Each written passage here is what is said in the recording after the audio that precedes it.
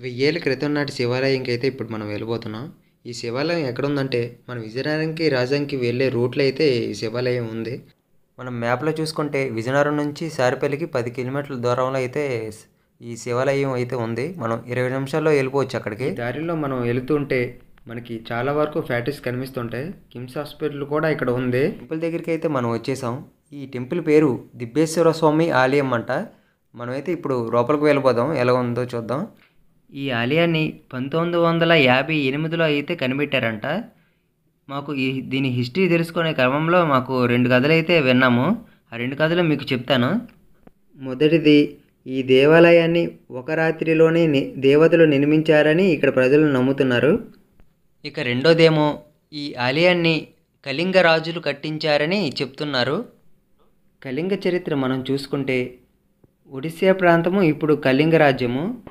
కళింగ రాజ్యంలో మనకి ఏవి ఉన్నాయంటే ఉత్తర కోస్తాలో, ఆంధ్రాలో, ఇంకా ఛత్తీస్గఢ్లోని కొంత భాగం ఉండేది. కళింగ ప్రాంతం రాజకీయ పరంగా, సంపద పరంగా బలమైనది. వీళ్ళ కట్టడాలకు ఉత్కళ అనే బిరుదు వచ్చింది. అశోకుడు ముత్తాత అయిన ఇంద్రగుప్త మౌర్యుడు ఈ కళింగ రాజ్యంపై దండెత్తి ఆక్రమించడానికి ప్రయత్నిస్తాడు కానీ ఓడిపోతాడు. అశోకుడి తండ్రి చనిపోయిన తర్వాత సింహాసనం గురించి యుద్ధం జరుగుతుంది. మొదటి యుద్ధం జరిగిన తర్వాత అశోకుడు ఘన విజయం సాధిస్తాడు. కానీ జరిగిన ప్రాణ నష్టాన్ని చూసి ఇక నుంచి యుద్ధాలు చేయడని మాటిస్తాడు. ఈ విధంగా కళింగ రాజ్యానికి అశోకుడు రాజ్యంలో కలిసిపోయింది. ఇది కథ. ఈ గుడి ముందునున్న విగ్రహాన్ని చూడొచ్చు. దుర్గామాత ఫేస్ మొత్తం పాడైపోయింది. ఇప్పుడు 1000 సంవత్సరాల క్రితం కాబట్టి. శంఖమూర్తున్న హనుమంతుల వారు. ఇంకా ఈ విగ్రహాల గురించి మీకు తెలుసుంటే కొంచెం కామెంట్ అయితే చేయండి. ఈ విగ్రహాల గురించి నాకు అంతగా ఐడియా లేదు నాకు. ఈ చెక్కడం అయితే నాకు తెలుసు కొంచెం. అమ్మనాన్నలన్నీ కావేరిలో తీసుకెళ్తారు కదా, నది దగ్గర ఆపి నీళ్ళు పట్టిస్తారు కదా, ఆ సన్నివేశాన్ని అయితే గుడి ముందున చెక్కారు. అలానే కుడివైపు తిరిగితే ఈ విగ్రహాలు మొత్తం 90% వరకు డ్యామేజ్ అయిపోయి విగ్రహాలు. ఆ పాడైపోయిన విగ్రహాల్లో ఇది కొంచెం అర్థమవుతుంది. హనుమంతుల వారు రాముడు లక్ష్మణుడు భుజంపై ఎక్కించుకుంటారు కదా, ఆ సన్నివేశం అని అనుకుంటున్నాను నేను. అలానే కొంచెం పక్కొచ్చామంటే వినాయకుడు అయితే కనిపిస్తాడు మనకి. ఆ వినాయకుడు పక్కన విగ్రహాలు చూస్తుంటే ఎరోటిక్ ఇమేజెస్ అని క్లియర్గా అర్థమైపోతుంది. ఎరోటిక్ అంటే సెక్స్, కామసూత్ర అని అర్థం. ఏమైనా నేను తప్పు చెప్పుంటే కింద కామెంట్ సెక్షన్లో మీరైతే చెప్పండి అవేటో అని. వినాయకుడి పక్కన ఇంకో దుర్గామాత విగ్రహం అయితే ఉంది.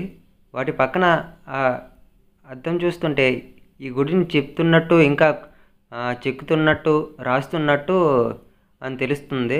అలానే గుడి వెనక భాగంకి వస్తే 70% డ్యామేజ్ అయిపోయింది. అసలు ఏమీ తెలియట్లేదు. ఈ రూపం అయితే శివుడి రూపం అనే తెలుస్తుంది. ఆ శిల్పం పైన మీరు చూసారంటే తల్లి కొడుకుల ప్రేమ అయితే చూపిస్తున్నారు అక్కడ. ఆ తల్లి ఆ రాజ్యాన్ని వీడి వెళ్ళొద్దని కోరుకుంటున్న ఆ రాజు మాత్రం రాజ్యాన్ని వదిలి ఒంటరి చిలికై శిక్షణ తీసుకొని ఒక పెద్ద యోధుడయ్యేలాగా ఆ విగ్రహాలు అయితే తెలుపుతున్నాయి. ఆ విగ్రహం పక్కన విష్ణు అవతారం అనిపిస్తుంది నాకు. అంత ఐడియా లేదు. మీకు ఏదైనా తెలిసి ఉంటే కొంచెం కామెంట్ చేయండి. ఇంకా దాని పక్కకి వెళ్ళామంటే విష్ణు అవతారం అయినా మత్స్యావతారం అయితే ఇక్కడ చూడొచ్చు మనం. ఆ మత్స్యావతారం పక్కన వీరు విగ్రహాన్ని చూసినట్లయితే శివుడు కూర్చున్నట్టు ఉంది. ఆ మత్స్యావతారం పక్కనకి వెళ్తే అమ్మవారి ఫోటో చాలా బాగుందండి. చెక్కు చెదరకుండా ఉంది. ఈ కోలికి ఇది ఒకటే చెక్కు చెదరకుండా ఉంది. ఈ అమ్మవారు మాత్రమే. ఆ అమ్మవారి పక్కన ఆ విగ్రహాలు చూస్తుంటే శివుడు శివతాండం చేస్తున్నట్టు ఆ చెక్కడాలు చూస్తుంటే మనకి అర్థమవుతుంది. ఆ దుర్గమ్మాత పక్కన ఆ చిన్న గ్యాప్ ఉంది కదా, అక్కడ చెవి పెట్టి వింటే ఏదో ఘోష వినిపిస్తుందట. మీకు కూడా వినిపిస్తాను ఆగండి.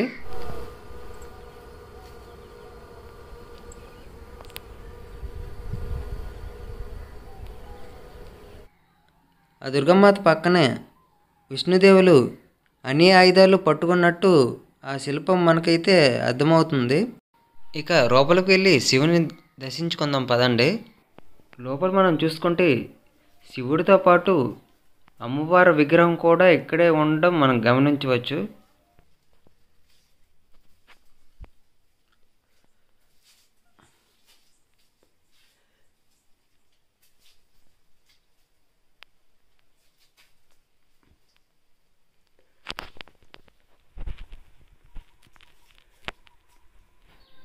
ఈ గుడికి సంబంధించిన నంది అయితే సగానికి విరిగిపోయింది. అందుకనే ఒక దాత ఒక చిన్న నందిని ఈ గుడికి దానమిచ్చారంట. ఆ చిన్న నంది ఇది.